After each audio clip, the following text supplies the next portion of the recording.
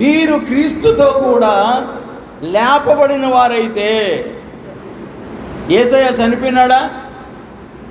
యేసయ్య చనిపోయి 3వ రోజున మృత్యుంజయుడై తిరిగి లేచాడు. ఆమేన్. దానికి సాదృశ్యంగా బాప్తిస్ము. క్రీస్తుతో కూడా నీవు లేపబడ్డావు. నువ్వు పడుకునేటప్పుడేమో నువ్వు పడుకున్నావు, ఇప్పుడేమో నీతో కూడా ఎవరు లేచారు? యేసయ్య లేచాడు. ఆమేన్.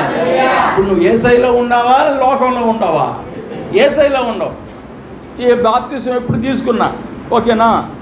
క్రీస్తుతో కూడా లేపబడ్డావు మనం. అందుకని మనం ఏం చేయాలంటే పైనున్న వాటినే వెతకండి. భూమి గతించినా ఆకాశము గతించినా నా మాటలు గతించవు. Praise the lord. కాబట్టి పరలోకంలో నాకు ఒక ఇల్లు ఉంది. పైన చూసినప్పుడు పరలోకంలో నాకు ఇల్లు ఉంది. నా ఆత్మ పరలోకంలో నివాసం ఉంటుంది. నేను, నా కుటుంబం, నా పిల్లలు యుగ యుగాలు పరలోకంలో ఉంటాం అన్నటువంటి ఒక ఆలోచన మనకు ఉండాలి. పైన వాటిని ఎతకండి. అక్కడ ఎవరు ఉన్నారంట? యేసయ్య ఉన్నాడు. 3:1 ఏది? కొలస్సీలు రాసిన పత్రిక 3:1 నుంచి. అక్కడ క్రీస్తు దేవుని కుడి పార్శ్వమందు కూర్చో ఉన్నాడు. ఆమేన్. నీ ఆపదల్లో ఆదుకుంటాడు, మన కష్టాలు తీరుస్తాడు, మన అనారోగ్యాన్ని తీరుస్తాడు, మనకు స్వస్థత పైనున్న వాటి మీదనే కానీ భూ సంబంధమైన వాటి మీద మనస్సు పెట్టబాకండి.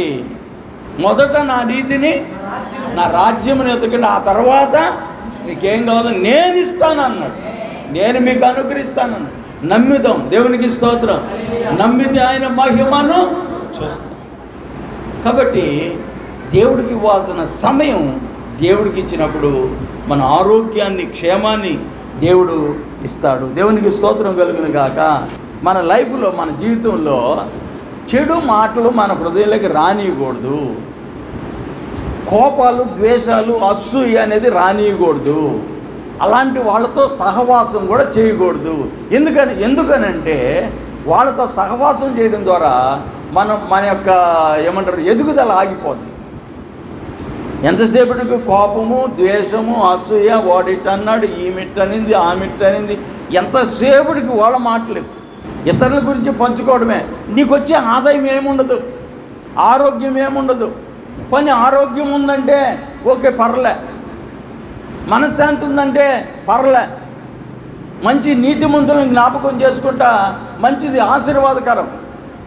అబ్రహాము గారు ఆయన విశ్వాసం, శారమ్మ గారు ఆయన విశ్వాసం, అలాగే దానియేలు గారు ఆయన విశ్వాసం, అది జ్ఞాపకం చేసుకుంటే మనం ఆరోగ్యంగా ఉంటాము, దేవుని కార్యాలు జరుగుతాయి, అద్భుతంగా ఉంటాం. కానీ ఎంతసేపటికి వాళ్ళ వాళ్ళు ఇటు చేశారు, వాళ్ళ అమ్మాయి ఇటు చేసింది, ఈ అమ్మాయి ఇటు చేసింది, వాళ్ళ గురించి మనం ఆలోచించి మన ఇంట్లో కూడా సమస్యలు తెచ్చుకుంటాం. మైండ్ కూడా చెడిపోతుంది, అనారోగ్యాలు కూడా పెరిగిపోతాయి. మనకు అవసరం లేదు. వాళ్ళు ఎట్టపోతే మాకు ఎందుకమ్మా? కొంతమంది మమ్మల్ని అడుగుతూ ఉంటారు, పలానోళ్ళు ఇప్పుడు ఇట్ అయిపోతే నాకెందుకు, మేము బాగానే ఉన్నాం, దేవుళ్ళో ఉన్నాం. పలానోళ్ళు మంచోళ్ళు కాదంటే, వాళ్ళు మంచోళ్ళు అయితే నాకెందుకు, మంచోళ్ళు కాకపోతే నాకెందుకు? నేను ఒకటే కోరుకుంటా, దేవుని మందిరానికి రావాలి, దేవుని ఆరాధించాలి, విశ్వాసంగా మారాలి, అదే నాకు చాలు. వాళ్ళు ఎట్లాంటి వాళ్ళు అయితే నాకెందుకు? కాబట్టి మంచి వాళ్ళందరూ చర్చికి రావాలా, చెడ్డగా ఉన్న వాళ్ళు చర్చికి రాకూడదంటే ఒక్కరుండరు చర్చిలో. ఎందుకంటే దేవుడు చెప్పాడు, ఈ లోకంలో ఎవరు మంచోళ్ళు లేరు. ప్రతి ఒక్కరు కూడా ఏదో ఒక తప్పు చేసే ఉంటారు, ఏదో ఒక పాపం చేసే ఉంటారు.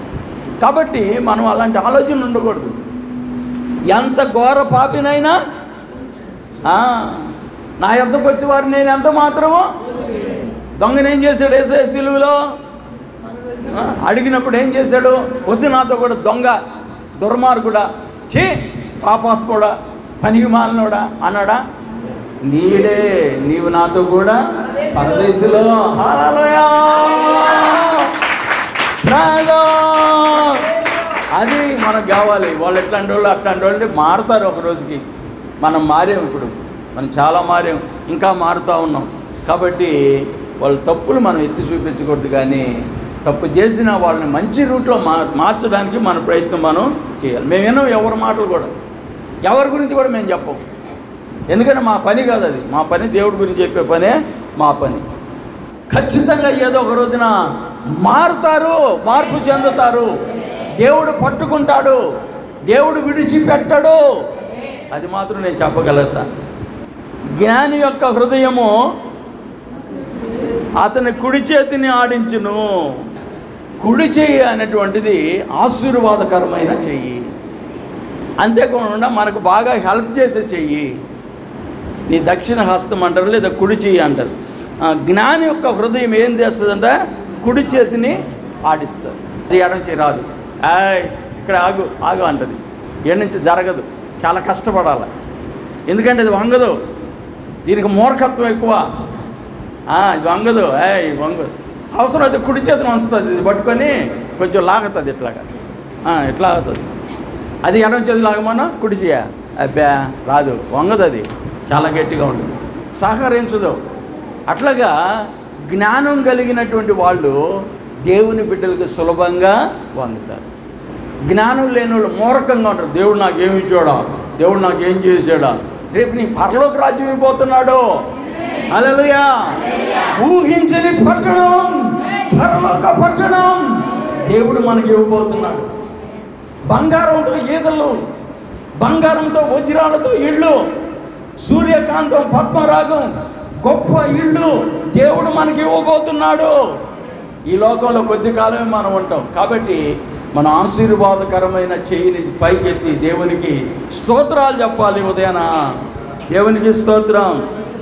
చూసారా, జ్ఞాని యొక్క హృదయం ఏం చేస్తుందంట, కుడి చేయి ఆడిస్తుందంట. బుద్ధిహీనుని హృదయం ఏం చేస్తుందంట, ఎడం చేయి ఆడిస్తుందంట. మూర్ఖపు మాటలు, ప్రతి దానికి వ్యతిరేక మాటలు. మన ఇల్లు ఏదో, మన పరిస్థితి ఏదో, మన ఆరోగ్యం ఏదో, మన మందిరం ఏందో, మన ప్రార్థన ఏందో, అంతవరకు చూసుకుంటే హ్యాపీగా ఉంటాం.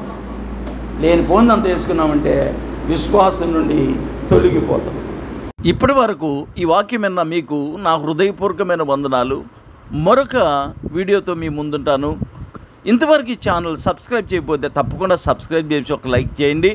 మరొక వీడియోతో మీ ముందుంటాను. మీ అందరికీ వందనాలు. Praise the lord.